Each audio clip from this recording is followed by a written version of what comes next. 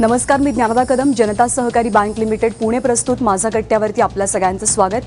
कालच मुंबई महानगरपालिकेच्या निवडणुकांचे निकाल लागले. भाजपला अभूतपूर्व यशही मिळालेलं आहे आणि त्याच पार्श्वभूमीवरती आशिष शेलार आपल्या कट्ट्यावर आहेत. सगळ्यात आधी खरं तर तुमचं अभिनंदन. आणि मुंबईमध्ये खरं तर शिवसेनेला थेट अंगावरती घेऊन निवडणूक लढवण्याची रिस्क ही काही छोटी मोठी रिस्क नव्हती, पण आशिष शेलार, किरीट सोमय्या आणि त्याचबरोबर मुख्यमंत्र्यांनी सुद्धा ती रिस्क घेतली आणि भाजप विरोधात जितका काही अपप्रचार झाला त्या सगळ्यावरती मात करत मुंबई महानगरपालिकेतलं आकड्यांचं गणित भाजपनं कुठेतरी जुळवून आणलेलं आहे. शिवसेना 84, भाजप 82 असं सध्याचं महानगरपालिकेमधलं चित्र आहे. केवळ 2च जागा भाजपला शिवसेनेपेक्षा कमी मिळाल्यात. त्यामुळे आता खरी लढाई सुरू झाली आहे, ती महापौर पदासाठी. या पुढच्या लढाईत आपल्याला काय पाहायला मिळणार आहे या दोन पक्षांमध्ये हे सांगण्यासाठी आशिष शेलारांना आपण कट्ट्यावर बोलतं करूया. आशिषजी, जेव्हा 82चा आकडा फायनली BJPला मिळतात असं जेव्हा समोर आलं तेव्हा माझ्या सकट अनेकांना आश्चर्याचा धक्का बसला. भाजप 31 वरनं भाजपनं सुरुवात केली होती आणि ज्या प्रकारे शिवसेनेनं ज्या आक्रमकतेनं प्रचार केला होता, मराठी अस्मितेचा मुद्दा उचलला होता, त्यामुळं भाजपचा जो आकडा आहे तो 65-70 पर्यंत जाईल असं आम्हाला वाटत होतं. तुम्हाला 82 हा आकडा जो आहे तुम्हालाही तो चकित करून गेला का तुमच्या आणखीन जास्त अपेक्षा होत्या? 82चा आकडा हा समाधान नक्की दिलेला आहे, पण तो अजून थोडा पुढे जाऊ शकला असता अशी प्रामाणिक कबुली मी आज तुमच्यासमोर देतो. आम्ही ज्या निवडणुकीच्या कामाला सुरुवात केली, आपल्याला माहीत असेल गोरेगावची सभा आपणही ऐकली असेल, त्यावेळेला एक मुद्दा प्रकर्षाने आम्ही मांडलात. कारण तुम्ही आता आक्रमकतेचा मुद्दा म्हणालात म्हणून, की ज्या वेळेला सत्ता येते त्यावेळेला सत्ता दोन गोष्टी स्वाभाविकता घेऊन येते. एक अहंकार आणि दुसरी जबाबदारीची जाणीव. आणि आम्हाला हे खूप स्पष्ट होतं की आपण अहंकारी नेतृत्वाच्या रांगेत बसता कामा नये. आम्ही म्हणजे भाजपचे सर्व नेते. जबाबदारीची जाणीव असलेला मुख्यमंत्री हे आमचं त्यातलं सगळ्यात महत्त्वाचं नेतृत्वाचं बलस्थान होतं. आणि त्यामुळे त्या आधारावर मुंबईकर जनतेसमोर आमची जबाबदारी आत्तापर्यंत आम्ही काय केली आणि काय करू शकतो या आधारावर आम्ही नक्कीच चांगल्या जागा जिंकू या भावनेनेच आम्ही कामाला लागलो. 82च्या आकड्याने हा विजय खऱ्या अर्थाने आम्ही मुंबईकरांच्याच चरणी अर्पण करतो, पण अजूनचा वाढला असता त्यात जे कमी पडलो ते मी कमी पडलो असं मला वाटतं. नाही, पण तुम्हाला असं का वाटतं की तुम्हाला ह्याच्यापेक्षा आणखीन जास्त जागा मिळाल्या असत्या, म्हणजे आणि कुठं मिळाल्या असत्या आणि का मिळाल्या असत्या? जो पूर्ण अभ्यास आम्ही पूर्ण मुंबईचा केला त्याच्यातला रोजचा होमवर्क, ही लढाई गेल्या 15 दिवसांची नव्हती. राजूजी, लढाई जवळजवळ 1.5 वर्ष वेगवेगळ्या पद्धतीने वेगवेगळ्या टप्प्यांवर भारतीय जनता पक्षाचे आमचे सर्व पदाधिकारी, आमदार, खासदार, मी स्वतः माननीय मुख्यमंत्र्यांच्या नेतृत्वाखाली आम्ही प्लॅन करत होतो. आणि त्यामुळे प्रत्येक ठिकाणचे विषय, प्रत्येक ठिकाणची माणसं, प्रत्येक ठिकाणचं संघटन, तिथले असलेले मुद्दे, प्रभाव करणाऱ्या गोष्टी, या सगळ्यांचा बारकाईचा अभ्यास गेले 1.5 वर्ष आम्ही सातत्याने करत होतो, ते करतही होतो. आणि त्यामुळे त्या सगळ्याच्या आकलनाच्या आधारावर अजूनचा आम्हाला नंबर मिळू शकला असता असं माझं मत आहे. पण ह्या 1.5 वर्षामध्ये स्ट्रॅटेजी करून तुम्ही स्वतः आणि किरीट सोमय्या यांनी शिवसेनेवर, शिवसेनेच्या नेतृत्वावर अगदी थेट मातोश्रीला सुद्धा टार्गेट केलं. ही आक्रमकता जी तुमची होती त्याचा तुम्हाला किती फायदा झाला? जर समजा तितक्या आक्रमकपणानं तुम्ही थेट मातोश्रीपर्यंत जर हल्ले चढवले नसते तर जागा वाढल्या असत्या का आणखीन कमी झाल्या असत्या? मला वाटतं आम्ही दोघेही जे काही बोललो, ही जी सत्य जनतेच्या समोर मांडण्याचं काम केलं आहे. यात कोणावरही वितुष्ट, कोणावरही आरोप, त्याला टार्गेट करण्यासाठी आपण काहीतरी करावं असं वाटलं जरूर असेल, पण त्याच्यासाठी केलेलं नव्हतं. नाले सफाईचा राऊंड घेतला त्यावेळेला स्पष्टच झालं या नाल्यातला कचरा गेला कुठे, तो कुठे नेऊन टाकला आहे, ते प्रायव्हेट डम्पिंग ग्राउंड कुठे आहे, तो वजन काटा कुठे आहे, ते लॉगबुक कुठे आहे जिथे व्हेकल्सवर जी नोंदणी झाल्या आहेत, ह्या सगळे प्रश्न स्वाभाविकता येणं अपेक्षित होतं. त्यामुळे ते कोणाला टार्गेट ठेवून केलं असं नाही, पण विषयांवरती ओपनली बोलणं हे 2014 नंतर जास्त दिसतं. याचं कारण 2014मध्येच भारतीय जनता पक्षाला जे मॅन्डेट मिळालं, ज्यामध्ये स्वच्छ कारभारासाठी जनतेने दिलं होतं, ते मुंबईलाही लागू होतं आणि म्हणून त्या पद्धतीचा कार्यक्रम आणि कार्य आम्ही करत राहिलो. पण एकूण या निवडणुकीमध्ये ज्या पद्धतीचा प्रचार झाला तर त्याच्यातनं एक अशी भीती, म्हणजे ती अजूनही पूर्णपणानं संपलेली नाही आहे, ती मुंबईमधली मराठी आणि अमराठी यांच्यातली जी दरी आहे ती आणखीन विस्तारेल, आणखी खोल होईल, हा धोका तुम्ही लक्षात घेताय? मला वाटतं की सर्वच पक्षांनी हा घेतला पाहिजे. कारण आपण सगळे जेव्हा मुंबईत राहतो त्या मुंबईचं असं विघटनवादी पद्धतीने राजकीय विचार करणं, हा विघटनवादी विचार हा मुंबईच्या हिताचा नाही आहे, राज्याच्या हिताचा नाही, देशाच्या हिताचा नाही आहे.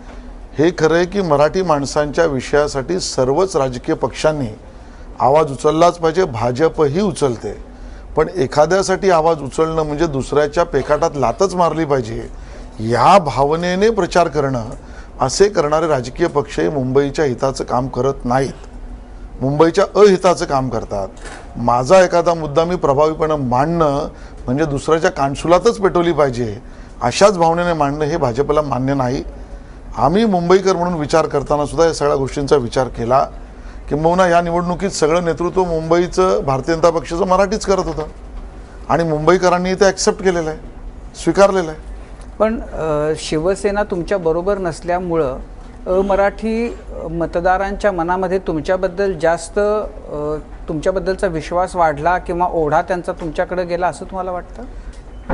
जे निकाल समोर आले त्याचं विश्लेषण जर आपण नीट केलं तर मी आता तुम्हाला सांगेन की 27 जागा अशा आहेत की ज्या हार्डकोअर मराठी मतदारसंघातून भाजप जिंकले. तुम्ही सगळ्यात पहिली जागा जी दाखवली तुमच्या चॅनलवर मी पाहिले, अनुराधा पोद्दार गिरगाव. शेवटची जागा मुंबादेवी, ती मुस्लिम आणि अन्य भाषिक पण डिवायडेड होती, पण रीटा मकवाणा, मीना कांबळी यांचा पराभव करून आलेली गिरगाव. ज्या गिरगावातल्या माणसाला एका अर्थाने दाखवण्याचा प्रयत्न केला गेला की तुला विध्वंस केलं जाईल, आम्ही तेव्हाही सांगत होतो हा विकास आहे. गिरगावलाही बाकीच्या मुंबईशी जोडण्याचा दोन्हीकडे भाजपचा विजय झाला. 27 ठिकाणी भाजपचा असा विजय झाला. त्यामुळे हा दावा जे करतायत ते आपल्याला कमी पडलेल्या जागांचा किंवा आपल्याला बहुमत न मिळालेल्या गोष्टींचा विश्लेषण करून भ्रमित करण्याचा प्रयत्न करताय. हे नाही झालं तर ठीक आहे, माझा बॉलर तर बेस्ट बॉलर होता, मॅच नाही जिंकलं तर काय झालं, हा प्रकार आहे. मॅचचा विषय निघाला. मुंबई आणि महाराष्ट्रात भाजपला घवघवीत यश मिळालं. त्याला मॅन ऑफ द सिरीज कोण असेल तर ते मुख्यमंत्री असतील आणि मुंबईच्या सामन्याचे मॅन ऑफ द मॅच कोणाला म्हणावं लागेल तर अर्थातच शेलारांना म्हणावं लागेल. तर आत्ता खूप चांगला परफॉर्मन्स तुम्ही दिलात. एखादं चांगलं काम केल्यानंतर प्रत्येकाला एक छोटी प्रमोशनची अपेक्षा असते. आशिष शेलारांना आम्ही कॅबिनेट मंत्रीपदी बघायचं का येत्या काळात? भारतीय जनता पक्षाचं थोडं वेगळं आहे. आमच्याकडे सामूहिक नेतृत्वाचा विषय असतो आणि त्यामुळे मुख्यमंत्र्यांनी केलेलं काम, नरेंद्र मोदीजींनी केलेली धोरणं याच्यानंतर डायरेक्ट जे येतं ते सामूहिक नेतृत्व आहे.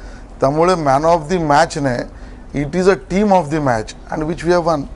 अजून दुसरा एक प्रश्न की जेव्हा आता युतीसाठी बोलणी परत सुरू झाली आहे, नितीन गडकरी म्हणालेत की युती केल्याशिवाय पर्याय नाही. काल युतीची बोलणी सुरू झाली असं माझ्या माहितीत नितीन नाही. गडकरींनी असं म्हटलं की युती केल्याशिवाय पर्याय नाही, त्याच्यामुळे आम्हाला असं वाटतं की युतीची बोलणी सुरू झाली. युतीची बोलणी सुरू नाही आहेत? अजूनही युतीची कुठली बोलणी सुरू नाही आहेत. म्हणजे ही लढाई जशी निवडणुकीपूर्वी कौरव पांडवाची जशी लढाई होती तशी आम्ही येत्या काळात सुद्धा मुंबईमध्ये सेना आणि भाजपची लढाई बघायची. मुळामध्ये निवडणुकांमध्ये आम्ही एकमेकाच्या विरोधात लढलो हे सत्य आहे. आम्ही आमचा पारदर्शक कारभाराचा मुद्दा मांडला आणि आम्हाला त्याच्यावर विजय त्या मुद्द्यावरही मिळाला. तुम्ही जर नीट आकलन कराल तर पूर्ण निवडणुकीमध्ये अंतिमतः सर्वच राजकीय पक्षांना भले टीका म्हणे का होईना या पारदर्शी कारभाराच्या मुद्द्यावरच यायला लागलं. एकही असा प्रसंग गेला नाही, काँग्रेस असो, राष्ट्रवादी असो, मनसे असो, शिवसेना असो, अन्य कुठलाही बद्दल असो, की त्याला पारदर्शी कारभार आणि भ्रष्टाचार विरहित मुंबई महानगरपालिकेची कार्यपद्धती या विषयावर चर्चा करावीच लागली.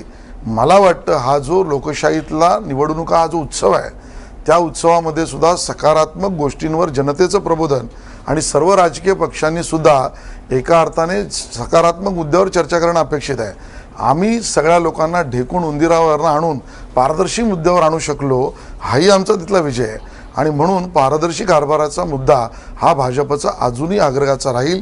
त्यासाठी कोणाशी वाद घालण्याची आवश्यकता नाही, पण तो आग्रहाने नक्की मांडू. नाही, मुंबईकरांनी स्पष्ट कौल कुणालाही दिला नाही, म्हणजे तुम्हालाही दिला नाही आणि सेनेलाही दिला नाही. त्यामुळे पर्याय तुमच्या पुढे एकच आहे, तो म्हणजे आयदर सेनेबरोबर जाणं, दुसरा पर्याय काँग्रेसबरोबर जाणं. त्यातला तुमचा पर्याय, जवळचा पर्याय कुठला वाटतो तुम्हाला या क्षणात? माझा जवळचा पर्याय पारदर्शी कारभार हाच आहे. माझ्या मनातला पर्याय पारदर्शी कारभार हाच आहे. आणि माझा आगामी कार्यक्रम सुद्धा पारदर्शी कारभाराचा आहे. नाही, कारण पारदर्शी मुद्द्यावरून तुमचं पटलं नाही म्हणून तर फाटलं. पारदर्शीवर जमलं असतं तर इथपर्यंत युद्ध करण्याची, कौरव पांडव बनण्याची काय गरज नाही. पारदर्शी मुद्द्यावरून तुमचं जमलं नाही तर आताही काय स्थिती असेल म्हणजे तुमची? भारतीय जनता पक्षाने आपला मुद्दा सोडला नाही, तो सोडणार नाही. जनतेने दिलेले मतदानातले जे आकडे आहेत ते कोणालाच बहुमताकडे नेलं जात नाही. भाजपने मान्य केलं आहे, बाकीच्या पक्षांनी अंतर्गत जर ते मान्य केलं तर त्याच्यातनं काही ना काही मार्ग निघेल. उद्धव ठाकरेंनी एक स्टेटमेंट केलं की भाजपचा विजय हा त्यांनी प्रचंड ओतलेल्या पैशामुळं झालेला आहे आणि ते तसं वाटणं पण साहजिकच आहे. कारण मुंबईभरात प्रचाराच्या काळात प्रचंड फ्लेक्स लागलेले किंवा टी व्हीवरती वेगवेगळ्या जाहिरातींमध्ये 2-2 मिनिटाला भाजपची जाहिरात असायची. काही जाहिराती वादग्रस्त पण होत्या, त्या तुम्ही माघारी घेतल्या. मग हा जे उद्धव ठाकरे म्हणतायत तर ते कुठंतरी खरं वाटतंय थोडं, तर त्याच्याबद्दल काय वाटतं तुम्हाला? असं मी कोणाचे नाव घेऊन बोलणार नाही, पण मी त्यांना एवढंच विनंती करीन की रडीचा डाव टाकू नका.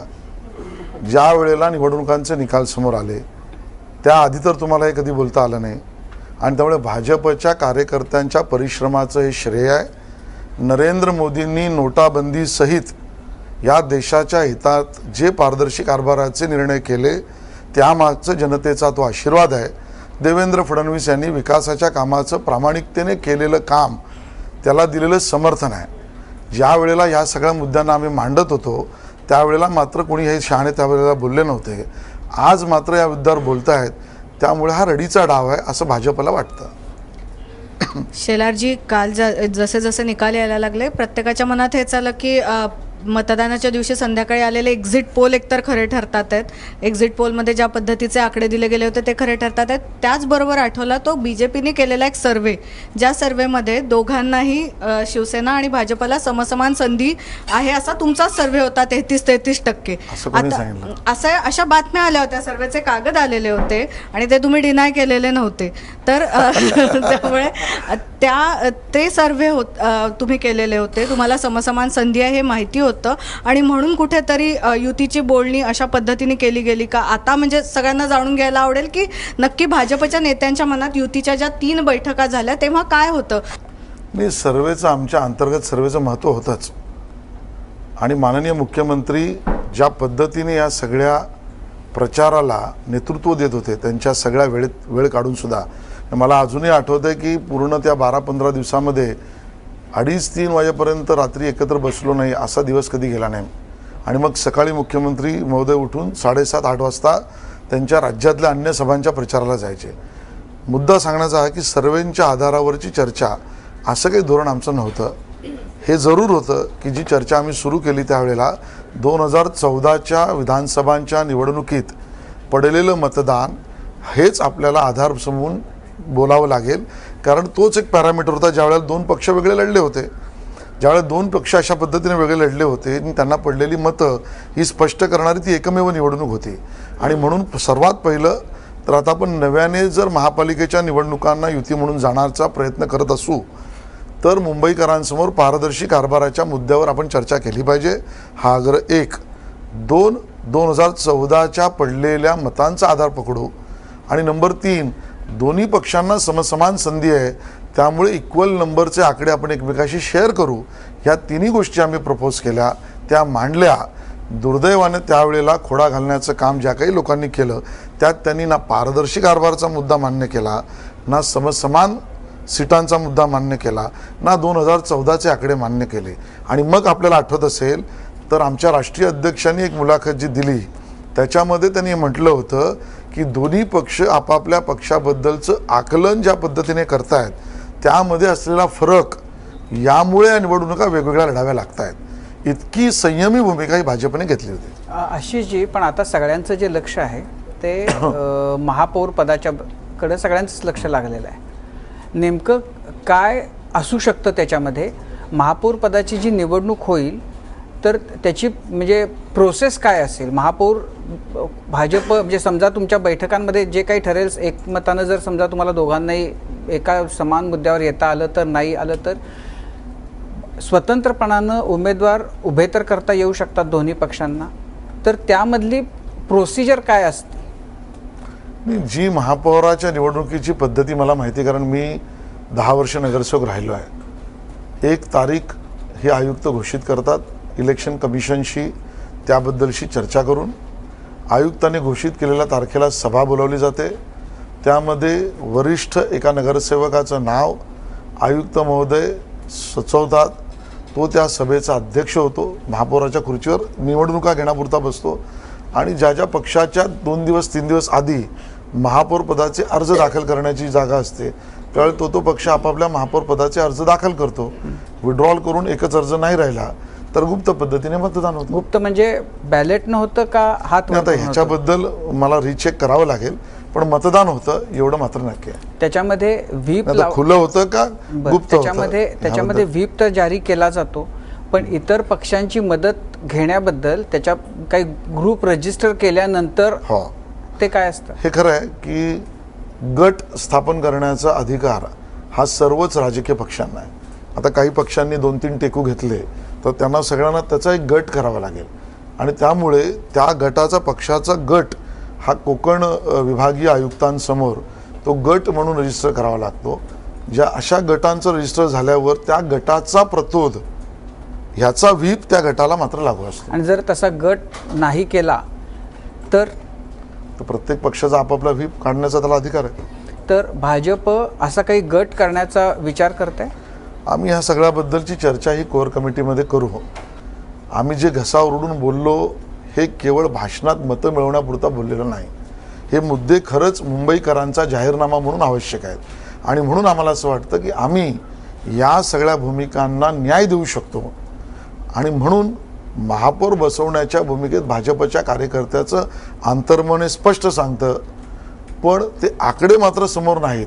अशा वेळेला सुद्धा पारदर्शक कारभाराचा मुद्दा महत्त्वाचा ठरतो की ते आकडे मिळवण्यासाठी काही अपारदर्शक असलेल्या गोष्टी वरून खालून कराव्यात हे भाजपला मान्य नाही. पण भाजप आकडा आपला 82 वरनं पुढे जावा याच्यासाठी प्रयत्न करेल, पक्षांशी इतर बोलेल.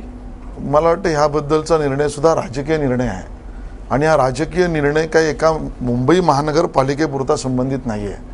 मुंबई महानगरपालिकेच्या निवडणुकांमध्ये आपण पाहिलं असेल तर काही नेतृत्वाने आंतरराष्ट्रीय मुद्दे सुद्धा आणलेले होते आणि त्यामुळे आंतरराष्ट्रीय राष्ट्रीय इतक्या मुद्द्यांना आणल्यामुळे महापालिकेच्या महापौर पदाच्या निवडणुकांचा जो विषय आहे हा सुद्धा इतक्यापर्यंत सीमित राहणारा नाही आहे आणि म्हणून त्याच्यावर राजकीय पण अशा पक्षाकडे 7-8 जागा असल्या तरी सुद्धा त्यांच्या हाच विचार असेल? नाही, तुमच्या मनातला पक्ष आणि माझ्या मनातला पक्ष वेगळा आहे.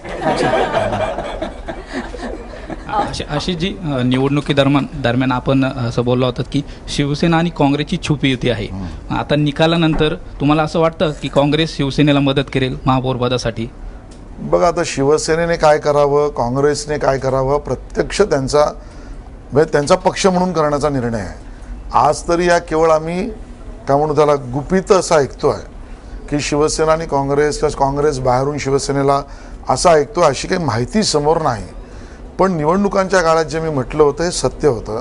आजही मी तुम्हाला सांगेन, त्याच्यावर पुन्हा एकदा या सभागृहात बसलेला तुमच्यापैकी कोणाचाही कितपत भरोसा पडेल मला माहीत नाही, पण 191 नंबरचा वॉर्ड शिवाजी पार्कचा मला पडलेली मतं, काँग्रेसच्या उमेदवाराला पडलेली मतं, शिवसेनेच्या उमेदवाराला पडलेली मतं आणि प्रत्येकाचा असलेला पोत वेगवेगळा, अट्रॅक्ट करणारा मतदारांचा बेस वेगळा, हे जर तुम्ही बघितलं तर लक्षात येईल की मला पडली मतं 2000च्या दरम्यान कमी विशाखा राऊतांच्या समोर आणि काँग्रेसचा उमेदवार हा मुद्दामून आलेला गुजराती शहा तो कुठेतरी माझी मतं काढेल अशा पद्धतीचा. असे निर्णय जे वेगळे लागले त्यामध्ये त्या दोघांची युती होती हे मी पुराव्यानिशी स्पष्ट करू शकतो. पण आता तो इतिहास झाला.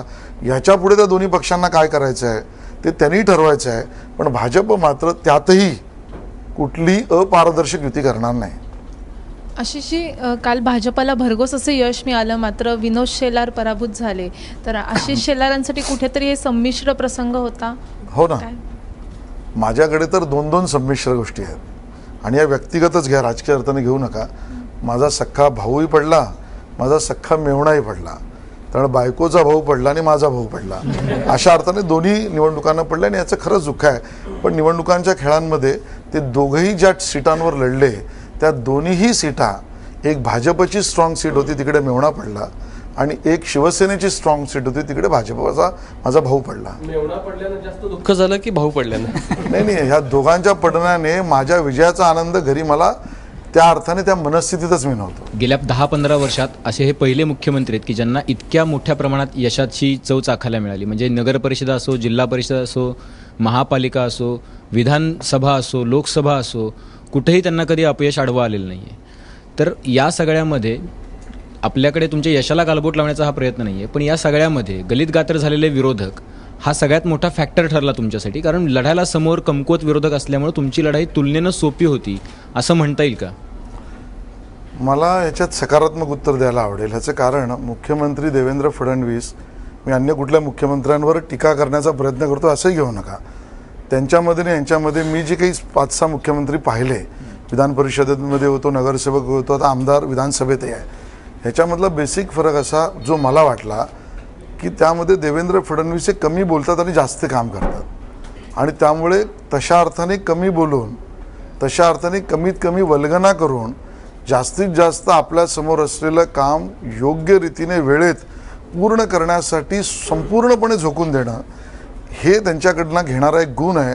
आणि मला असं वाटतं की ज्या पद्धतीने माननीय नरेंद्र मोदीजींनी देशभरामध्ये एक वेगळा माहोल, वातावरण गुड ॲडमिनिस्ट्रेशन ह्या विषयातनं सुरू केला, त्याच लाईनला पुढे ठेवून देवेंद्रजींनी विकासाची जी कामं केली त्यामध्ये समोरचा विरोधक हा कधी लाईनवर येऊच शकला नाही. देवेंद्रजी चांगलं काम करतात किंवा त्यांची इमेज चांगली, हा मुद्दा सर्वमान्य आहे. पण दुसरीकडे ज्यावेळेला काँग्रेस सत्तेत होती, जी काही तुम्ही 4-5 मुख्यमंत्री बघितले, त्याच्या तुलनेमध्ये ज्याला BJP इथं होती त्याला मुंडे असायचे, गडकरी असायचे, देवेंद्र फडणवीस असायचे, पांडुरंग फुंडकर असायचे, अनेक जे विरोधी पक्षातले जे नेते होते, एकनाथ खडसे असायचे, ते जोरदार टीका करायचे. विरोधक स्ट्रॉंग होते कारण सत्तेपासून ते खूप काळ दूर होते. फारसे आरोप करण्यासारखं सत्ताधाऱ्यांकडे त्यांच्यावरती काही नव्हतं. पण आत्ताचे जे विरोधक आहेत ते स्वतः त्यांची क्रेडिबिलिटी जी जनमानसात कमी झालेली आहे आणि त्याच्यामुळे ते कमकुवत झालेत, हा तुमचा सगळ्यात मोठा स्ट्रॉंग पॉईंट ठरला का लोकांमध्ये जाताना? ते कमकुवत आहे हे त्या पक्षाचं दुर्दैव आहे. आम्ही त्यांना अशा पद्धतीचं कुठलंही गैरकारभार न केल्यामुळे मुद्देच देत नाही, हा आमचा स्ट्रॉंग पॉईंट आहे. आणि त्यामुळे दोन्ही अर्थाने विरोधक हे उभेच राहू शकले नाही, कारण उभे राहिले तरी त्यांच्या हातात काय मिळणार, असा कुठलाही गैरकारभार आम्ही केलेलाच नाही. अजून एक दुसरा प्रश्न मला विचारायचा आहे की भाजपकडे बघितलं की शोमन राज कपूर यांची आठवण होते, वरती बघितलं की नरेंद्र मोदी, बाकी कोणी नाही, खाली बघितलं की देवेंद्र फडणवीस, बाकी कोणी नाही. हा वन मॅन शो का आहे? असं नाही आहे. तुम्ही जर त्या दोघांशी बोललात, हे खरं आहे की नरेंद्र मोदीजींचं नेतृत्व हे खऱ्या अर्थानं देशातल्या सर्व घटकांना मान्य असलेलं नेतृत्व, हे आम्हीच म्हणतो असं नाही. आता जगभरावर मी जात नाही, भारतात सर्वमान्य नेतृत्व हे नरेंद्र मोदींचं आहे, याच्याबद्दल दुमत नाही. देवेंद्र फडणवीसजी जर तुम्ही त्यांच्याशी बोललात तर ते काल परवाही तेच म्हणाले की आम्ही एका टीमवर्कमध्ये काम करतो आणि त्या टीमचा प्रमुख म्हणून मी बघतो आहे. आणि त्यामुळे आमच्याकडे टीमवर्कचं खूप महत्त्व आहे. आपल्या सगळ्या चॅनेल्ससमोर किंवा माध्यमांसमोर न येता सुद्धा काम करणारी बरीचशी लोकं आहेत की जी बॅकरूमपासून वेगवेगळ्या पद्धतीची कामं करतायत, ज्याचा सगळ्यांच्या विजयाला योगदान आणि हातभार आहे. नक्की सगळीकडे तुमचे नेते फिरत होते, मात्र जिथं काही पोस्टर असेल, सभा असेल, जिथं जिथं महाराष्ट्रात तुम्हाला खरं तर मिरवण्याचा चेहरा जो होता ते देवेंद्र फडणवीस होते. तुमची जी काही तुम्हाला जे काही दाखवायचं होतं ते फक्त आणि फक्त फडणवीस होते. तर तुमचा वन मॅन शो तुम्हाला किती दिवस, तुम्ही असं one man show, one man आर्मीवरती किती दिवस भाजप तरणार? हा असा कुठला पक्ष करत नाही आहे मला सांगा. हा भाजपला एका पक्षाला लागूचाच नाही आहे. त्या निवडणुकीमध्ये तो चेहरा ज्याच्या नेतृत्वामध्ये ती निवडणूक लढली जाते. आज महाराष्ट्राचे मुख्यमंत्री देवेंद्र फडणवीस हे भाजपचा चेहरा आहेच, तो विकासाचा चेहरा आहे. आणि म्हणून त्यांचा चेहरा दाखवूनच मला निवडणूक लढवावी लागेल. आपण अन्य पक्षांचंही बघितलं तर वर्षानुवर्षे शरद पवारांचे चेहरे दाखवले जात आहेत, आजही बाळासाहेबांचे चेहरे दाखवून मतं मागितली जात आहेत. त्यामुळे अन्य कुठला पक्ष वेगळं काही करतोय असं नाही. आणि मला असं वाटतं कुठलाच पक्ष चुकीचं करतोय असं वाटण्याचं कारण नाही. याचं कारण त्या पक्षाचा असलेला नेता, त्याचं काम, त्याची धोरणं आणि त्याचा चेहरा हा समोर ठेवून जनतेमध्ये डिव्हिजन ऑफ माइंड न होता स्ट्रेट मुद्दा मांडणं हे चुकीचं काय? तुमच्या म्हणजे देवेंद्र फडणवीसांची जी टीम आहे मंत्रिमंडळात, त्यांच्यातल्या बऱ्याचशा लोकांवरती आरोप आहेत. त्या तुलनेमध्ये देवेंद्र फडणवीसांवर कुठलाही वैयक्तिक आरोप नाही, भ्रष्टाचाराचा आरोप नाही, कुठल्याच प्रकारचा म्हणजे डाग नाही आहे त्यांच्यावरती. त्याच्यामुळं त्यांना समोर ठेवून निवडणुका जिंकणं सोपं आहे. ज्या अर्थी की टीमला सोबत घेतलं, त्यात अख्ख्या फ्रेममध्ये, तुमच्या पोस्टर्समध्ये, तुमच्या फ्लेक्समध्ये टीम दिसली तर अडचणी जास्त वाढतील, हा त्याच्या मागचा हेतू आहे का? नाही, मला वाटतं दोन गोष्टींची गल्लत होते. निवडणुकींचा प्रचार हा सगळ्याच नेत्यांनी केला. त्यामुळे तिथे कोणाला मागे ठेवला असा मुद्दा नाही. निवडणुकीच्या प्रचारामध्ये विनोद तावडेंच्या 7 सभा झाल्या, सुधीर भाऊ मुनगंटीवारांच्या 2 सभा झाल्या, चंद्रकांत पाटला साहेबांच्या 2 सभा झाल्या, पंकजाताई मुंडेंच्या 2 सभा झाल्या. त्यामुळे सर्वांनीच प्रचार केला. चेहरा महाराष्ट्राच्या निवडणुकीचं नेतृत्व देवेंद्रजींकडेच असेल हे स्वाभाविकच आहे. आशिषजी, या सगळ्या निवडणुकीच्या प्रचाराच्या काळामध्ये तुम्ही, किरीट सोमय्या अशी लोक फार आक्रमकपणानं बोलत होतात. देवेंद्र फडणवीस एक वेगळा विकासाचा काहीतरी मुद्दा घेऊन आणि एखादा असा असायचा की जो शिवसेनेला अडचणीत आणणारा प्रश्न घेऊन अशा पद्धतीने करत होते. आता जेव्हा तुम्ही ज्या पद्धतीची टीका करत होता, दोन्ही बाजूतून ती होत होती, आताच्या परिस्थितीमध्ये आपली त्याच्यामुळं अडचण होईल अशी धास्ती त्यावेळेला कधी वाटली नाही का? आता तशी ती आहे का मनामध्ये की आपण ह्या पद्धतीचं एकमेकांवर आरोप प्रत्यारोप केलेले आहेत? तुम्ही जर नीट निवडणुकांच्या प्रचाराचं विश्लेषण केलं तर राजूजी तुम्हाला कळेल की आम्ही खालच्या पातळीवर जाऊन व्यक्तिगतरित्या मुद्दा सोडून कोणावरही टीका केलेली नाही. आम्ही जे मुद्दे उपस्थित केले हे सिस्टीममधल्या असलेल्या अडचणी, गडबडी, चुका, त्याला दिलं जाणारा राजाश्रय चुकून व ठरवून यातनं होणारा शहराचं नुकसान, या मुद्द्याला समोर ठेवून बोललो. आणि राहता राहिला मनामध्ये प्रश्न होता का ते माझं व्यक्तिगत उत्तर देईन. मी आजपर्यंतच्या कुठल्याही निवडणुकीत कधीच हाफ हार्टेड गेलेलो नाही. पण जी टीका झाली तुमच्यावर, तर ती टीका स्वीकारून झालं ते विसरून आता परत एकमेकांच्या बरोबर यायला हरकत नाही अशा अर्थाचं तुमचं आता धोरण आहे? मी मगाशी कोणाला तरी उत्तर दिलं तेच दिलं. इथे एकटा आशिष शेलारवर केलेल्या टीकेने आशिष शेलारला काय वाटतं हे मत पक्ष जरूर विचारात घेईल, पण निर्णय माझ्याच मताचा होईल असं काही नाही. म्हणजे मी उदाहरण म्हणून सांगतो माझ्या मताचं होईल. इथे टीमवर्कला महत्त्व आहे आणि म्हणून कोर टीम हा त्याचा मिळून जो निर्णय घेईल तो सर्वांनी मतेचा निर्णय आमचा निर्णय असेल. सामनामध्ये जे काही लिहिलं जातं त्याच्यामुळे तुम्ही फार डिस्टर्ब होता, तुम्ही फार गंभीरपणाने मी घेता. फक्त वर्तमानपत्राचे अग्रलेख वाचतो, मुखपत्राचे नाही. नाही, कारण मग जर असं होतं तर म्हणजे अगदी ऐन निवडणुकीच्या तोंडावर जो बीजेपीला डिफेन्सिव्ह व्हावं लागलं ज्या मुद्द्यावर की त्यांनी सामन्यावर निवडणुकीच्या मतदानाच्या वेळेला बंदी घालावी, त्यांना प्रकाशन थांबवावं अशा प्रकारची भूमिका घेतली होती. आज सुद्धा नितीन गडकरींनी मुलाखतीमध्ये सांगितलं की सामनानं त्यांचं जी लिहिण्याची पद्धत आहे ती बदलावी, जरा जबाबदारीनं लिहावं. नाही, सामनाच्या लिखाणामुळे सामान्य शिवसैनिकाला किंवा शिवसेनेच्या धोरणाला कुठल्या कुठल्या गोष्टींचा सामना करावा लागतोय हे काळ दाखवत आहे. त्याच्यावर मी भाष्य करण्यापेक्षा जनतेने प्रतिक्रिया उमटवली आहे. राहता राहिला मुद्दा सामनावर आपण मुद्दाहून योग्य भूमिका मांडली. आता बंदी हा शब्द आमच्या कल्पनेत सामनावर बंदी हा कधीच नव्हता, तेव्हाही नव्हता. त्यांचं प्रकाशन निवडणुकीच्या आचारसंहितेच्या काळात ज्या वेळेला पेड न्यूज किंवा कुठल्या पक्षाला प्रभावित करणारं किंवा मतदारांना प्रभावित करणारं लिखाण हे प्रदर्शित होऊ नये, प्रकाशित होऊ नये अशी भूमिका निवडणूक आयोगाने घेतली. त्यावेळेला सामनाचं काय करणार असा प्रश्न आमच्या प्रवक्त्यांनी विचारला. सामन्यावर बंदी घालावा ही भाजपची भूमिका नव्हती. त्या काळामध्ये प्रकाशित केलेल्या गोष्टींमध्ये ते येतं का याचं उत्तर निवडणूक आयोगाने द्यावं आणि ते जर उत्तर आम्ही म्हणतो तसं योग्य असेल तर त्याच्या प्रकाशनावर कारवाई होईल का हा मुद्दा होता. महापौर पदाची जेव्हा तुम्ही आज कोअर कमिटीमध्ये तुमची काय निर्णय व्हायचा तो होईल, पण एकंदरीत भाजपची भूमिका सामना तरुण भारत सारखा निघावा अशी असेल? नाही, तरुण भारतला आणि सामन्याचं काय म्हणून आपण त्याला दोघांची तुलना होऊच शकत नाही. मी सामना हे सुद्धा मुखपत्र आहे, तरुण भारत हे वर्तमानपत्र आहे. आणि जर वर्तमानपत्राचं स्वातंत्र्य वेगळं असतं, मुखपत्रात तेवढा स्वातंत्र्याने वागतो का आपल्याला माहिती आहे. आशिषजी, काल उद्धव ठाकरेंनी जाहीर करून टाकलं की महापौर हा शिवसेनेचाच होणार. आता उद्या कदाचित जेव्हा तुमची चर्चा होईल युती संदर्भात तर महापौर पदावर तुम्ही दावा सांगणार का, किंवा महापौर पद निदान 2.5 वर्ष वाटून घेतलं जावं अशी काही तुमची भाजपची भूमिका असणार आहे का? आणि समजा शिवसेनेने तुमची भूमिका मान्य नाही केली तर तुम्ही काय करणार? उद्धवजींनी काय सांगावं हे माझ्या हातात नाही. मी आज काय बोलावं हेही माझ्या हातात नाही. आणि म्हणून जोपर्यंत माझ्या पक्षाची कोर कमिटीची बैठक होत नाही तोपर्यंत मी किंवा भाजपने काय बोलावं हे ठरलेलंच नाही. महापौर भाजपचाच व्हावा अशी तुमची इच्छा आहे?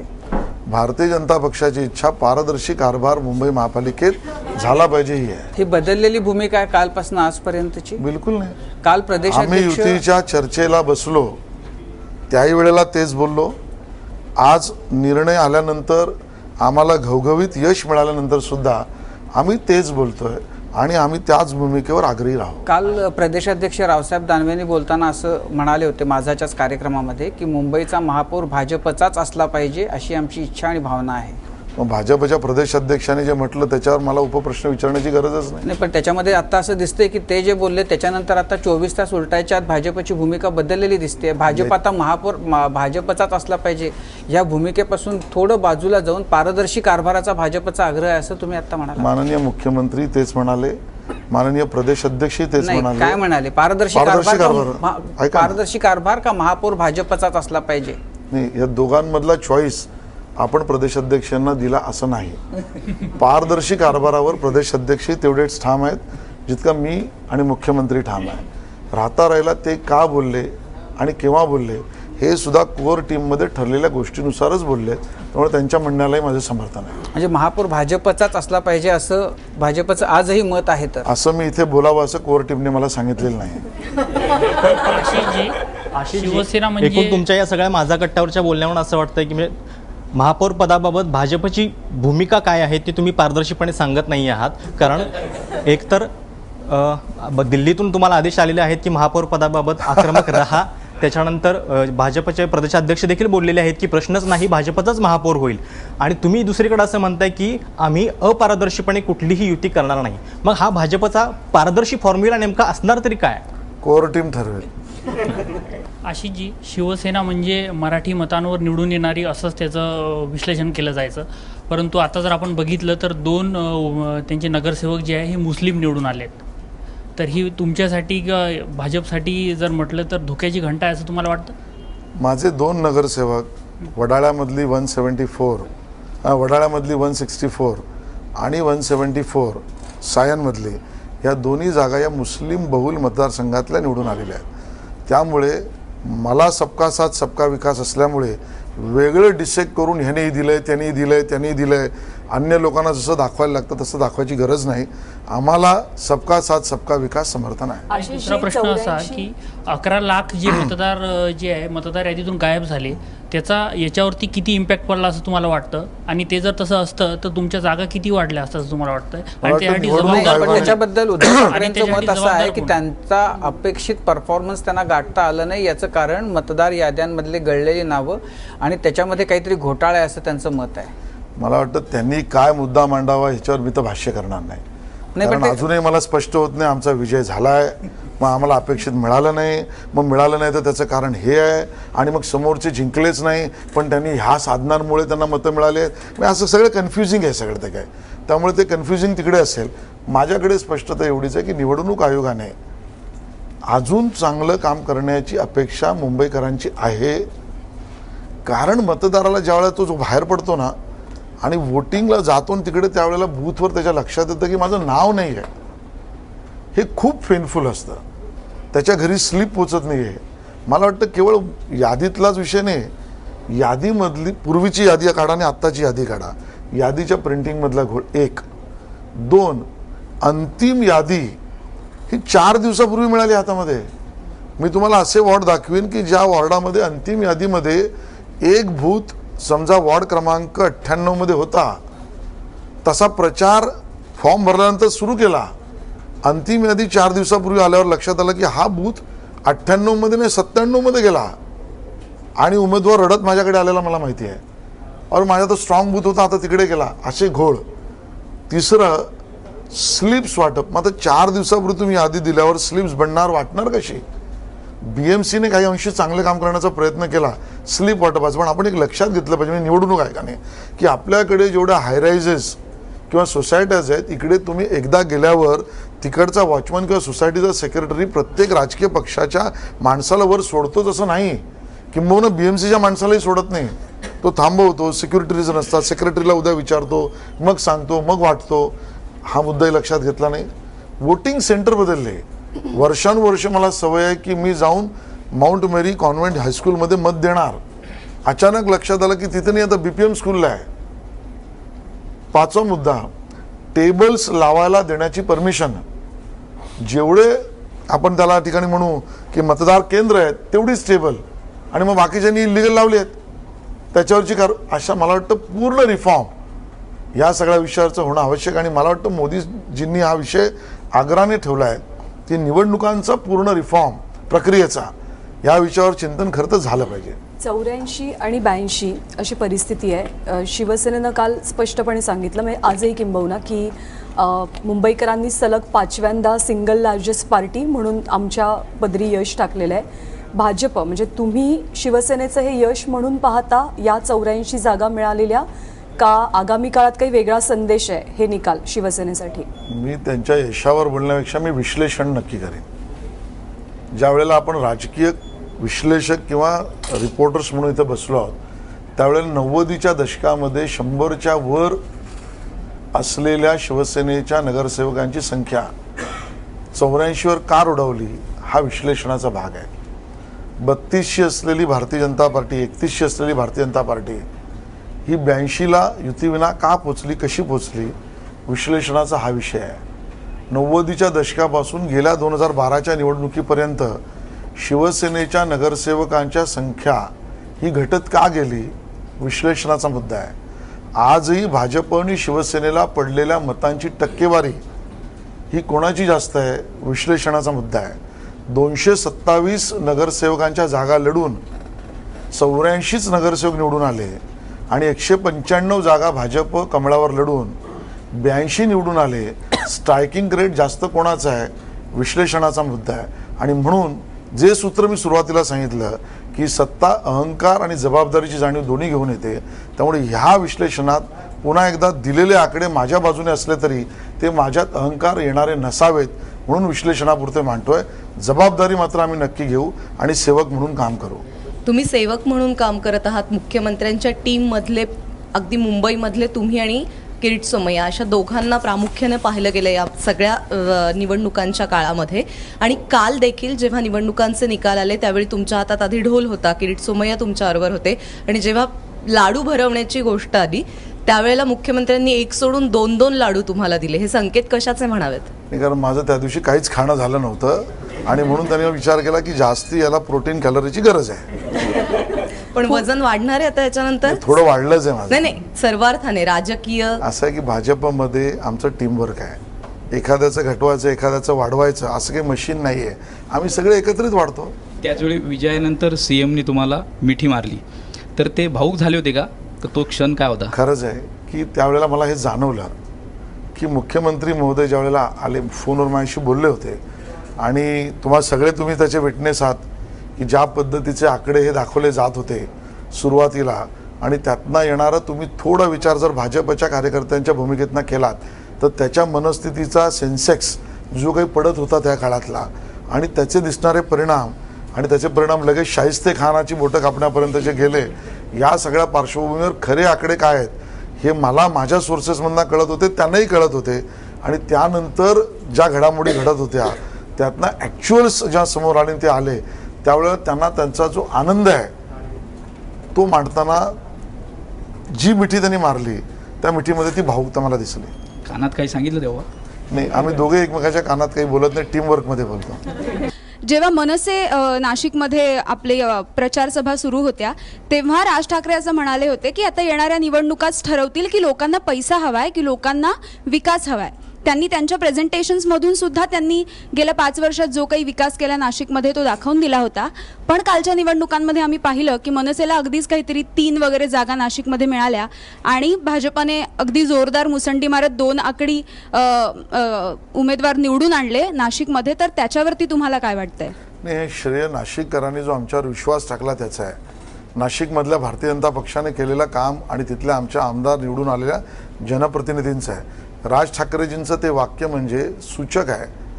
सिनेमे जास्त बघणारा माणूस आपल्याला उद्याच्या घेणाऱ्या भूमिकेवर आधीच काहीतरी असं वाक्य टाकून ठेवावं की ज्यातनं पळवाट काढणं सोयीचं पडेल, असं ते वाक्य आहे. तुम्हाला नेमकं काय म्हणायचं तुम्हाला? हे वाक्यच असं आहे की मला बघायचं आहे उद्या विकास जिंकणार की पैसे, ज्याला हे माहितीच आहे की आपण 2 आकड्यात जाणार नाही, त्याने असं काहीतरी वाक्य ठेवून द्यायचं की ज्यातनं आपल्याला पळवाट काढता येईल. वेळ मिळत नाही हो. पण हल्ली स्क्रिप्टिंगवर काम करायचं ठरवलं. स्क्रिप्टिंगच्या बाबतीत काल जेव्हा तुम्ही पत्रकार परिषद घेतली आणि त्या स्क्रिप्टमध्ये एक वाक्य असं होतं की आमचं सुद्धा अपक्षांबरोबर बोलणी सुरू आहे. आज मातोश्रीवर 3 अपक्ष पाठिंबा दिला आणि त्यांचा आकडा 87वर पोहोचला. भाजपची स्क्रिप्ट काय आहे आकडेवारीबद्दल? आमची स्क्रिप्ट तर पारदर्शक आहे. त्यामुळे जी कोर कमिटीमध्ये ठरेल ती तुमच्या समोर मांडू. नाही, पण राष्ट्रवादी बरोबर किंवा मनसे बरोबर अशी काही बोलणी सुरू आहे भाजपची? कुठली छुपी युती चर्चा आम्ही करणार नाही, केली नाही. आम्ही जे काही आहे ते कोर कमिटीमध्ये ठरवू. निवडणुकांच्या काळात खरं तर वेळ मिळाला नसेल म्हणून बऱ्याच गोष्टी करायच्या राहून गेल्या असतील. काल ती पहिली गोष्ट कोणती केलीत की जी खूप काळ पेंडिंग होती? नखं वाढली होती. ती वाढवली होती निवडणुकीच्या प्रचाराच्या काळामध्ये वाढवली होती. काही असो, नखं काढली एवढं खरं आहे.